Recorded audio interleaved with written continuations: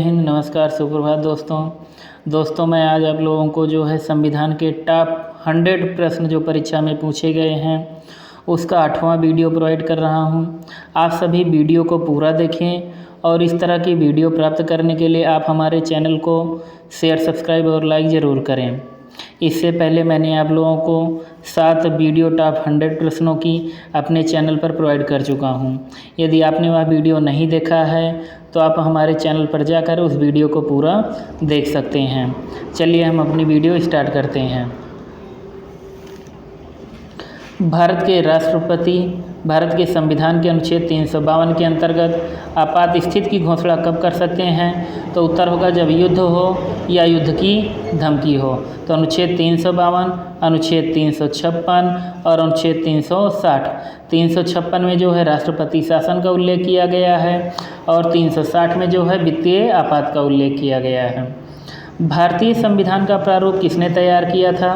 तो उत्तर होगा sir BN Rao ने। तो एक प्रारूप समिति भी बनी थी। प्रारूप समिति के जो अध्यक्ष थे BR अम्बेडकर थे। प्रारूप समिति में कितने सदस्य थे? तो प्रारूप समिति में 7 सदस्य थे। संसद का सदस्य न होते हुए भी कौन उसको कार्यवाहियों में अधिकारिता भाग ले सकता है? तो उत्तर होगा भारत का महान्यायवादी। नेक्स्ट हम देखेंगे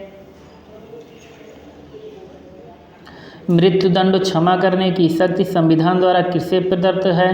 तो उत्तर होगा केवल राष्ट्रपति को। अनुच्छेद 72 ग के तहत अनुच्छेद 72 ग के तहत राष्ट्रपति जो है किसी भी व्यक्ति को दी गई मृत्युदंड की सजा को क्षमा कर सकता है।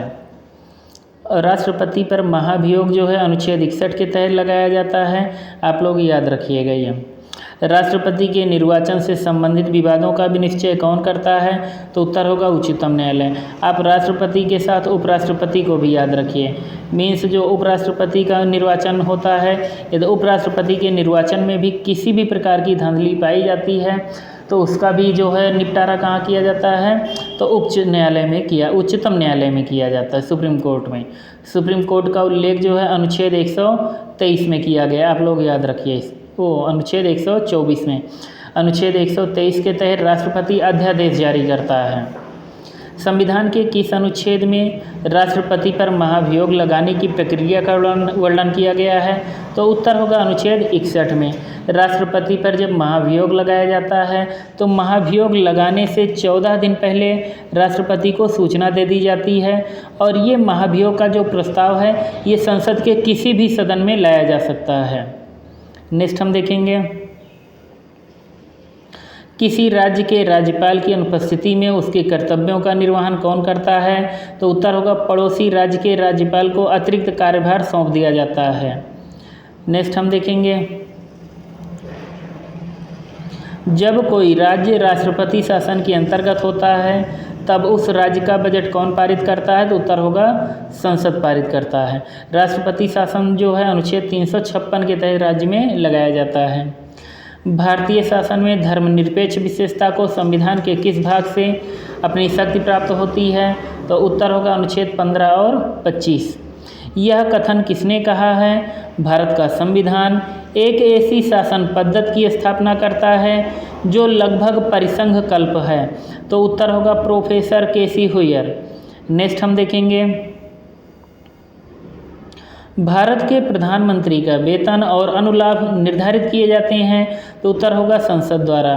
भारत के प्रधानमंत्री को जो शपथ कौन दिलाता है? तो भारत का राष्ट्रपति भारत के प्रधानमंत्री को शपथ दिलाते हैं।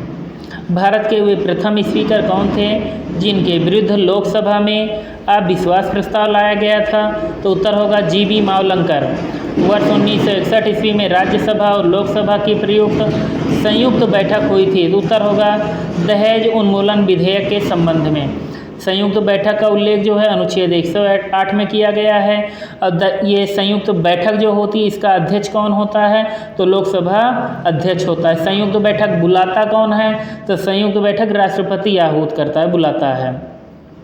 नेक्स्ट हम देखेंगे संविधान निर्माण के पहले मूल अधिकारों तथा अल्पसंख्यकों के अधिकारों पर सिफारिश करने के लिए गठित उपसमिति के अध्यक्ष कौन थे? तो उत्तर होगा आचार्य JB कृपलानी।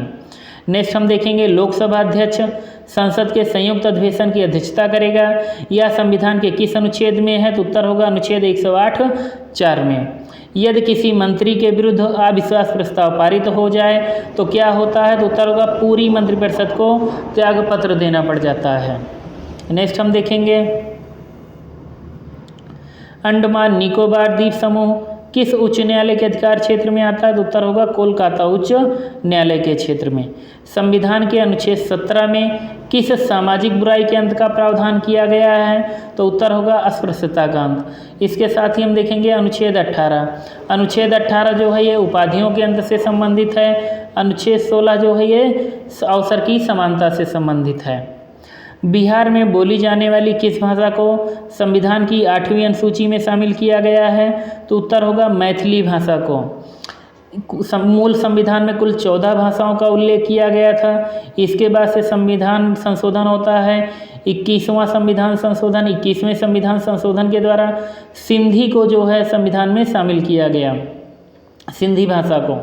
नेक्स्ट हम देखें उसके बाद जो है 72वां संविधान संशोधन होता है। 72वां के बाद 93वां संविधान संशोधन होता है। इन संविधान संशोधन के द्वारा अन्य भाषाओं को शामिल किया गया और वर्तमान में 22 भाषाओं का उल्लेख किया गया है। नेक्स्ट हम देखेंगे भारतीय संसद ने कब अस्पृश्यता अपराध अधिनियम पारित करके इसे एक दंडनीय अपराध घोषित किया था? तो उत्तर होगा 1955 में। भारतीय संविधान के किस संशोधन द्वारा राष्ट्रपति को मंत्रिपरिषद की सलाह को मानना अनिवार्य कर दिया गया था? तो उत्तर होगा 42वें संविधान संशोधन 1976 द्वारा। ये 42वां संविधान संशोधन जो है ये मिनी कॉन्स्टिट्यूशन के नाम से भी जाना जाता है। 42वें संविधान संशोधन के द्वारा ही लोकसभा का जो कार्यकाल है वो 6 वर्ष बढ़ा दिया गया था। फिर इसके बाद जो है इंदिरा गांधी की सरकार चली गई, फिर जनता पार्टी की सरकार आती है और जनता पार्टी की सरकार में जो है 44वां संविधान संशोधन पारित किया गया और 44वां संविधान संशोधन के द्वारा ये जो प्रावधान किया गया है कि सलाह मानना अनिवार्य है, इसको क्या कर दिया गया? स्वैच्छिक कर दिया गया राष्ट्रपति के ऊपर। मीन्स राष्ट्रपति जो है ये पुनर्विचार के लिए वापस कर सकता था, किसी भी प्रस्ताव को पुनर्विचार के लिए वापस कर सकता था मंत्रिपरिषद को। उसके बाद जो है जो लोकसभा का कार्यकाल 6 वर्ष किया गया था उसे भी घटाकर पुनः 5 वर्ष कर दिया गया। राष्ट्रपति का पद खाली रहने पर उपराष्ट्रपति कितनी अवधि तक राष्ट्रपति के रूप में कार्य कर सकता है? तो उत्तर होगा 6 महीने तक। नेक्स्ट हम देखेंगे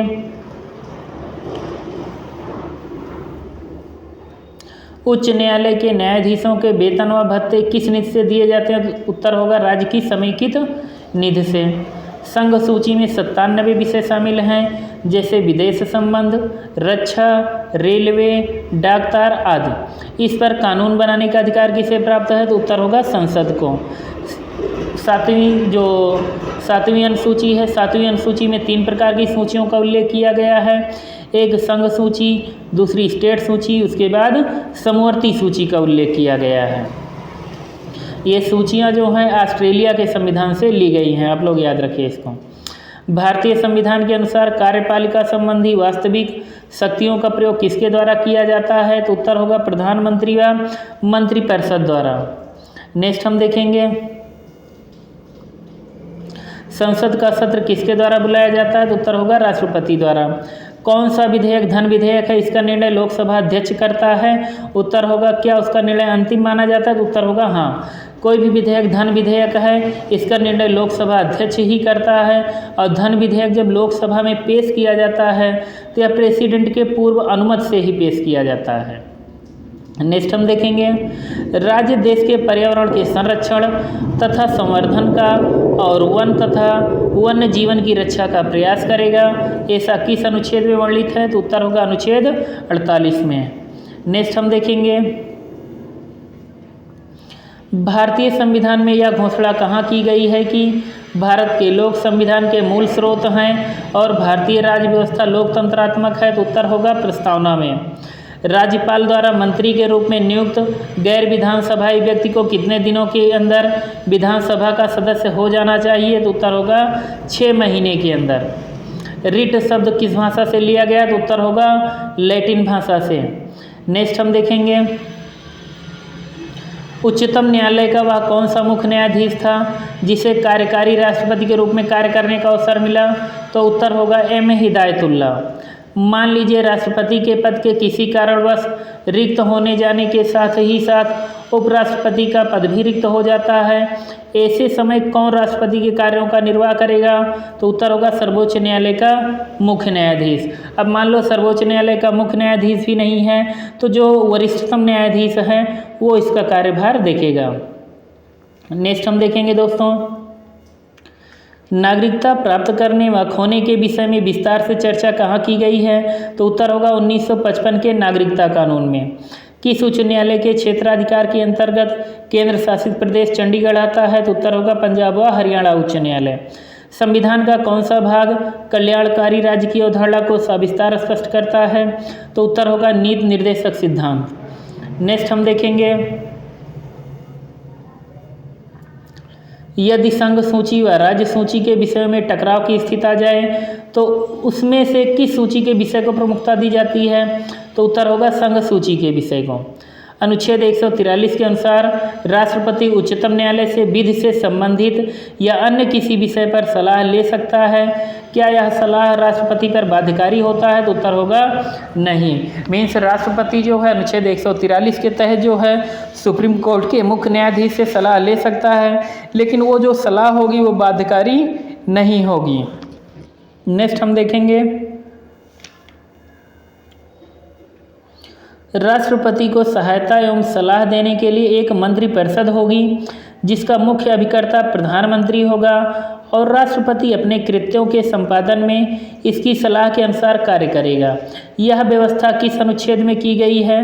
तो उत्तर होगा अनुच्छेद 74(1) में। अनुच्छेद 352 के तहत राष्ट्रपति द्वारा आपातकाल की घोषणा किए जाने पर संविधान में अनुच्छेद 19 के तहत सभी स्वतंत्रताएं स्वतः ही निलंबित हो जाती हैं, लेकिन इसका अनुमोदन किसके द्वारा किया जाना चाहिए? तो उत्तर होगा संसद द्वारा। नेक्स्ट हम देखेंगे,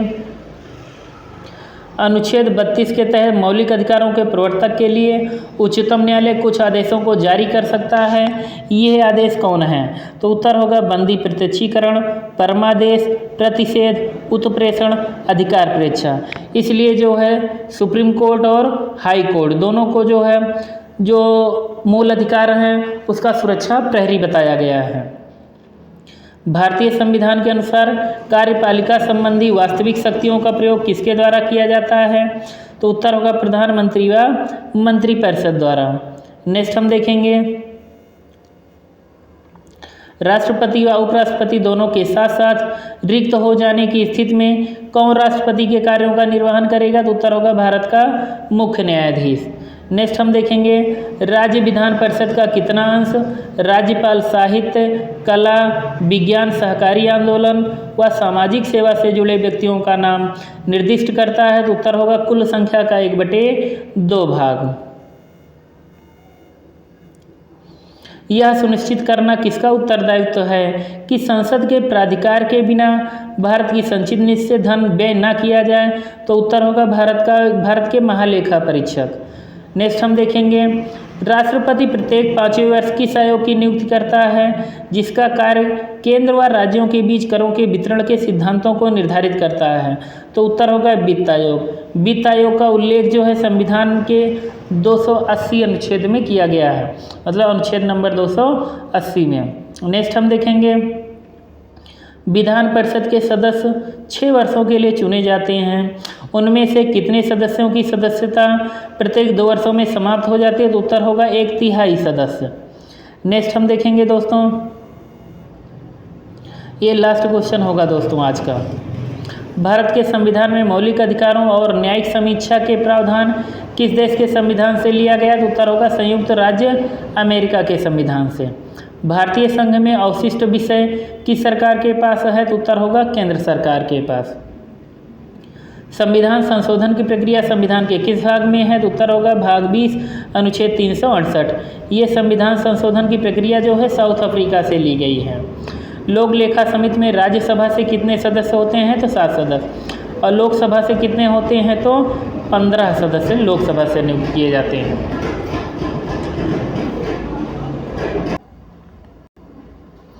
दोस्तों आज मैंने 610 प्रश्नों की श्रृंखला जो है जो संविधान से संबंधित है उसको मैंने पूरी कर दी है। आप लोग जो भी कमेंट है, जो भी सजेशन देना चाहते हैं, आप लोग कमेंट करके ज़रूर बताएं और वीडियो को स्किप मत कीजिए, पूरा देखिए वीडियो को, जिससे आपकी तैयारी बेहतर हो सके। आप लोग चैनल को शेयर, सब्सक्राइब और लाइक ज़रूर करें। धन्यवाद दोस्तों।